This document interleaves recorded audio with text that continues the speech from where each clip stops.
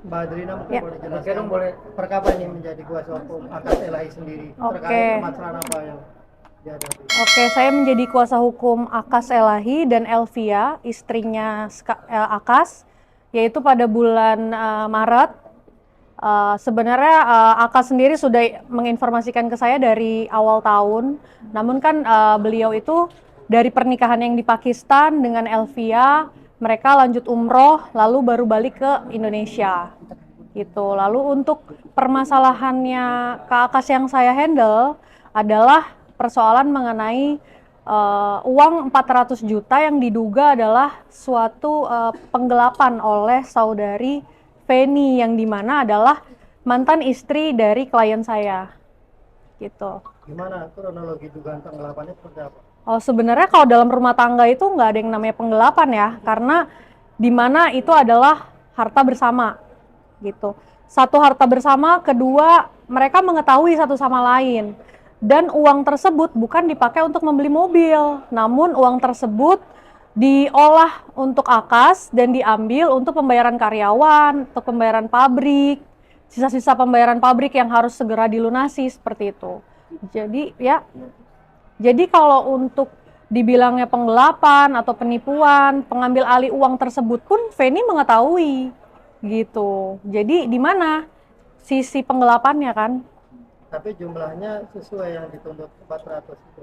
Bahkan lebih dari 400 juta. 420 juta kalau nggak salah. Karena kami melihat semua bukti-bukti rekapan, bukti transfer, kami semua melihat dengan jelas gitu. Tapi uang semua dari Itu hasil kerja bareng atau Ya, sebenarnya uang tersebut adalah uang hasil kerja bersama. Jadi waktu itu Pak Akas dan juga Ibu Feni mempunyai bisnis bersama. Nah, dalam pemasukan mereka berdua itu udah otomatis masuk ke dalam rekening. Jadi benefit-benefit itu masuk ke dalam rekeningnya Feni. Nah, ada juga yang masuk ke uang-uang yang lain gitu, kayak misalnya mungkin ada di TikTok, ya kan kita kan penjualan banyak juga ya lewat TikTok Live dan lain-lain. Jadi uang itu yang diambil oleh Akas senilai 400 sekian juta untuk membayar uang-uang gaji karyawan dan juga lain-lain hal gitu. Dan itu ada buktinya.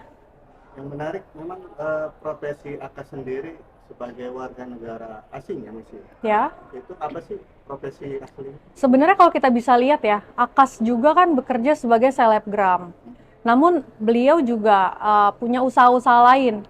Salah satunya dia memiliki restoran dan juga trading, perusahaan trading gitu. Berusaha di bidang trading. Nah, ini menyangkut terkait soal adanya dugaan perselingkuhan yang kadang-kadang menjadi ramai kan, akhirnya beruntut kepada anak. Gimana menanggapinya sebagai kuasa hukum? Baik, jadi saya juga sangat menyayangkan ya adanya isu-isu perselingkuhan. Kalaupun itu memang benar adanya, baiknya kan kedua belah pihak ini untuk saling introspeksi diri, untuk bicarakan baik-baik. Setelah bercerai baik-baik karena menikah secara siri, semuanya baik-baik aja. Tapi ketika klien saya Pak Aka sudah menikah dengan yang sekarang, yaitu Ibu Elvia, mungkin mantan istrinya mempunyai kubu tersendiri dengan mantan istri yang pertama. Itu yang menjadi dampak nih sekarang, polemik sekarang gitu. Memangnya Aka sendiri sudah memiliki berapa seorang istri sebelum pernikahan dengan Penny? Yang saya tahu ada satu menikah secara hukum, yaitu Mbak Emilia, lalu Feni dengan pernikahan siri, yang sekarang juga sebenarnya untuk dilakukan di pengadilan itu adalah sidang itsbat. Untuk apa? Untuk kepentingan anak, legalitas anak gitu. Jadi memang sidang itsbat itu harus dilakukan ketika memang pernikahan siri gitu, bukan bukan bukan untuk lain hal gitu. Tapi kalau kan sekarang ini yang terkait siri atau resmi, terkait Pak? sidang ini sendiri kan bahwasannya Aka sendiri tidak mengakui kalau itu anaknya. Gimana menanggapi? Sebenarnya untuk statement seperti itu, klien saya tidak pernah bicara bahwa itu bukan anaknya. Namun prosedur di mana kita menginginkan tes-tes seperti itu, ya, itu untuk memberi suatu kepastian hukum. prosedural aja. Jadi, Iya. hakimnya itu dalam prosedural pengadilan itu kan dia itu setiap anak ya, anak dalam arti nikah siri ya, dia harus nikah isbat dulu. Nah, baru anak itu dilakukan tes DNA. Jadi itu bukan prosedural dari kaminya, dari pihak pengadilan itu yang meminta itu sendiri. Masalahnya pihak Penny bilang kalau Akas itu tidak mengakui kalau itu hasil benih mereka berdua gitu. Itu kan Padahal isu, sudah mencapai, ya. bukan mencapai, karena sudah memiliki dua orang Dua anak. orang anak, ya benar. Jadi begini, di dalam sidang isbat ini, klien kami ini kan sebenarnya meminta hak anaknya juga. Nah, dalam hal ini klien kami juga berusaha gitu agar mendapat hak asuh terhadap anaknya gitu ya. Seperti dengan selalu memberi biaya nafkah ya, kehidupan untuk anak-anaknya. Walaupun sebenarnya klien kami ini dari blok gitu, tidak boleh berkomunikasi dengan anak-anaknya. Gimana menurut para bapak semuanya gitu? Tapi alasan Akas tidak mau mengakui anak versi di sana gimana? Oh, nggak ada itu, nggak ada namanya bekas anak, bekas ini. Untuk menemui anaknya saja, Nggak klien bisa. kami tuh ditutup-tutupi aksesnya. Tidak bisa dihubungin untuk asistennya Akas sendiri ya, bisa dijelaskan apakah hubungannya itu terbuka by WhatsApp-nya atau memang diblokir. Artinya Di blokir WhatsApp. Iya, karena waktu itu Akas sering kasih bulanan buat anak, Berapa kalau boleh tahu? jumlahnya Iya, 5 juta 5 juta. Untuk dua anak ya? di 2 anak. Terus berapa? Per bulan. Setiap tanggal 1 pasti Akas transfer itu buat anaknya. Setiap mau ketemu ya udah dilarang-larang gitu aja, nggak boleh dipertemukan. Kenapa? Oh iya, setiap waktu Akas mau bertemu anak itu selalu nggak boleh aja, nggak boleh dibolehin sama Penny, nggak tahu karena apa. Yang penting Akas itu selalu kangen sama anaknya kan, namanya seorang bapak ya udah pengen ketemu anaknya, tapi pihak dari sana itu sering nggak diperbolehkan buat bertemu karena sebabnya juga nggak tahu karena apa, mungkin dia benci atau apa. Yang penting kan harusnya ya udah seorang ibu kasihlah akses buat bapaknya ketemu, kan buat anaknya doang. Buat itunya ya udah. Ya untuk bekas orang tua itu, suami istri itu kan pastinya terjadi konflik itu wajar ya. Kita masih memahami lah ego masing-masing. Tapi untuk anak sendiri itu kan butuh kasih sayang kedua belah pihak. Apalagi ini orang tua. Jadi saya mohon juga untuk pengacaranya Bu Feni untuk tidak memanas-manasi hal-hal yang sepatutnya harusnya kita redam gitu. Jadi isu-isu perselingkuhan atau penggelapan, coba deh kita duduk bareng, kita ketemu agar hal yang seperti ini tuh seharusnya tidak bagus ya dijadikan konten, apalagi konten seorang pengacara yang dimana harusnya kita bisa duduk bareng nih untuk bisa memberikan win-win solution untuk klien kita masing-masing. Berarti poinnya mediasi dengan terkait hal itu ya berarti ya kayak aja duduk bareng musyawarah lah ya. Iya, karena kan selama ini aksesnya memang nggak pernah bisa ditemui, satu. Kedua, mungkin Bapak Sri Daren yang dimana adalah kuasa hukum dari Ibu Feni, kita bisa bertemu nih untuk memberikan solusi terbaik untuk klien kita, ya kan, satu sama lain, agar ini bukan menjadi bahan cercaan di dalam media sosial. Karena mau sampai kapan? Di sini ada 2 anak yang harus dijaga, bukan hanya untuk kepentingan diri sendiri kan? Buat apa gitu? Buat apa kita harus naik untuk mengungkap suatu masalah yang sebenarnya itu juga nggak nyata gitu, nggak fakta menurut saya. Tapi efeknya mungkin ke dalam kehidupan sehari-hari Akas itu gara-gara isu ini kok seperti apa sih? Pertama, Pak Akas itu tidak mau tampil sebenarnya. Jadi Pak Akas selalu diam dari awal isunya dia dibuat senegatif ini. Dia selalu diam dan dia minta tolong untuk saya baru kali ini untuk speak up. Karena apa? Sudah beberapa macam dampak, apalagi istrinya yang sekarang kan namanya Ibu Elvia ya, yang dimana Bu Elvia sendiri mempunyai dampak psikologi yang dimana banyak pembulian, dibilang bahwa dibeda-bedakan antara Ibu Feni dan juga Elvia, dibanding-bandingkan cantikan Feni, cantikan Elvia, karena menurut saya semua wanita kan cantik ya, dan tidak perlu masyarakat juga membanding-bandingkan istri pertama, kedua, ketiga. Karena ini bukan suatu hal yang seharusnya bisa dibahas dengan baik gitu. Bu Adrina, Ya. maaf, kalau yang sekarang ini berarti nikah secara resmi atau siri juga? Resmi. Oh, resmi. Resmi. Secara negara. Mm-mm. Menikahnya juga. Tapi kenapa sih alasan ibaratnya kuat dari si Aka sendiri untuk menikahi Feni itu secara nikah siri gitu, mungkin ada alasan tersendiri nggak sih? Karena kan Oke. istri pertama dan istri ketiga kan ada sah secara hukum. Oke. Jadi kenapa Feni itu tidak nikah siri gitu?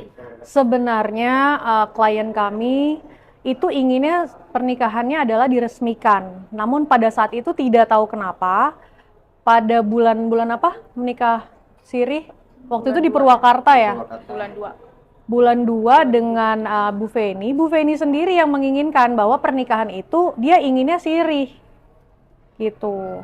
Jadi bukan klien saya yang menginginkan pernikahan siri gitu.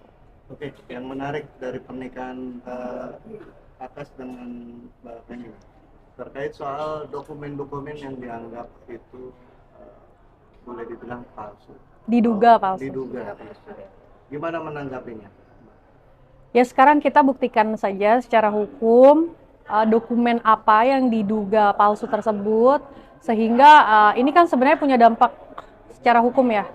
Jadi siapa yang berbicara itu adalah diduga palsu, silakan buktikan gitu. Jadi saya ngomong di sini bukan untuk menyerang Bapak pengacara Sri Daren, namun saya ingin memberikan win-win solution. Karena jika Pak Sri Daren memberikan konten terus-menerus setiap hari, Pak Sri Daren mempunyai klien dari Bu Emilia, Bu Feni yang diangkat seakan-akan klien kami itu adalah warga negara asing yang hanya mementingkan kepentingannya untuk menikahi warga Indonesia, itu sebenarnya salah gitu. Karena itu saya di sini membela klien saya. Nah, terkait juga dokumentasi bahwasannya menghilangkan nama orang tua dari Pak Akas sendiri, gimana waktu kejadian Nama orang tua pernikahan siri itu sendiri dengan Mbak Feni? Karena kan bahwasanya orang tua dari Pak Akas itu seolah-olah sudah meninggal padahal masih hidup. itu sebenarnya tidak benar. Tidak benar. Kalau kawan-kawan semua nih melihat vlognya ya, ya Mas Erik ya, vlognya antara Bu Feni dengan Pak Akas dulu ketika masih bersama, bahkan orang tua Pak Akas sendiri, Kak Akas sendiri, itu datang ke Indonesia menjenguk cucu-cucunya ya, merawat Feni, bahkan memijit Feni. Maksudnya tidak ada orang tua yang menginginkan anaknya itu bercerai, pasti disayangi gitu. Namun ketika memang sudah ada perpisahan, ya orang tua Pak Akas sendiri juga inginnya baik-baik aja gitu, Mbak. Artinya membantah kalau data orang tua dari Pak Akas itu dihapus, bahwasanya meninggal itu tidak ada ya? Itu tidak benar gitu. Bahkan yang kalau saya bisa tarik kesimpulan ya, kenapa Ibu Feni menikah tidak memberitahu orang tuanya, tidak memberitahu kakaknya? Karena secara fakta memang Kak Feni sendiri yang menginginkan pernikahan di Purwakarta. Jadi jangan dipelintar-pelintir gitu. Kalau iya putar balikan fakta. Jadi kalau Kak Feni bilang saya nggak tahu kenapa saya dinikahkan secara siri di Purwakarta. Pada faktanya Kak Feni yang menginginkan hal tersebut. Bahkan Kak Feni-nya juga yang meminta dokumen-dokumen agar bisa dinikahkan di sana. Gitu. Ada saksinya juga ya? Ya, ada. Kebetulan asistennya Kak Akas ini ikut dengan Kak Akas dan Feni. Menyaksikan Menyaksikan. Jadi pernikahan itu. kalau Erik waktu itu belum ya? Saya belum masuk. Belum datang, belum join lah. Tapi ketika Kak Feni dengan Kak Akas menikah, Erik sudah bekerja bersama mereka. Jadi Erik tahu persis gitu. Memang kalau Kak Feni-nya sendiri kan kita lihat ya bahwa sifatnya dia temperamen, ya kan. Tapi bukan itu sebenarnya masalahnya. Masalahnya adalah bagaimana problem-problem rumah tangga ini jangan dijadikan isu terus-menerus di dalam suatu pemberitaan. Karena yang rugi adalah anak sendiri. Panas ya Mbak ya? Oke, ini yang menarik lagi isu terkait penularan penyakit. Nah, menyikapinya gimana? Ya, Karena sebenarnya diduga iya. bahwa Pak Akas ini suka jajan. Iya. Jadi seperti ini. Iya. Jadi ada hal-hal negatif yang sangat diberitakan terhadap klien kami. Sekarang logiknya adalah ketika kita punya penyakit negatif, hal-hal seperti itu ya, penularan hal-hal yang negatif ya. Iya, benar. Saya bilang di sini, buktikan saja gitu. Jadi kalau apapun permasalahannya diumbar ke media tidak tanpa bukti, itu bisa jadi fitnah, bener ya? Benar. Dan selama ini klien saya tuh diam loh, nggak pernah speak up apapun. Baru kali ini meminta saya sebagai hukumnya, saya dengan Bu Putri, untuk speak up. Karena apa? Ini sudah mempunyai dampak tidak hanya ke beberapa brand-brand yang cancel, hal ini juga mempunyai dampak psikologi terhadap istrinya Akas yang sekarang, yaitu Elvia. Coba Mas-mas dan Mbak-mbak bayangkan ketika live dibanding-bandingkan dengan Kak Feni, itu kan hal-hal yang sebenarnya jadi sangat mengganggu gitu. Apalagi kan kita semua pasti punya keluarga besar ya. Kita harus meredam dan membuat permasalahan ini harusnya tidak terus-menerus dijelek-jelekan gitu. Oke, agenda selanjutnya nanti di Pengadilan Agama Jakarta Pusat itu apa? Mungkin sudah masuk ke perkara ya. Satu itu karena untuk perihal perkara yang itu sudah ada pengacaranya tersendiri ya, Mas Erik gitu. Artinya kemarin ada mediasi itu gagal. Mediasi sudah dilakukan 2 kali. Ya. Namun Bu Feni tetap tidak mau melakukan tes DNA, satu. Kedua, mempunyai statement yang berubah-ubah. Jadi pertama, selalu memberikan isu-isu yang tidak benar, yaitu anak-anaknya tidak dinafkahi. Tapi pada faktanya, itsbat nikah itu untuk melegalkan kedua anak mereka, status anak mereka. Itu kan hal yang sangat penting ya. Kenapa? Alasannya kenapa seorang ibu tidak ingin melegalkan status anaknya? Itu kan menjadi pertanyaan sebenarnya. Karena mungkin kemarin sempat bilang karena sudah sakit hati. sekarang kita kesampingkan sakit hatinya. Diakui. Tidak ada yang tidak mengakui anak, namun prosedur DNA itu memang harus gitu. Karena Pengadilan itu sendiri. iya, dan juga sebenarnya tidak ada yang dirugikan kan dari beberapa proses-proses yang sudah dilakukan oleh Akas gitu. Nafkah masih dinafkahi sampai detik ini. Jadi sudahlah, stop menggiring-giring opini hal-hal yang tidak baik gitu. Makasih ya teman-teman ya. Makasih ya.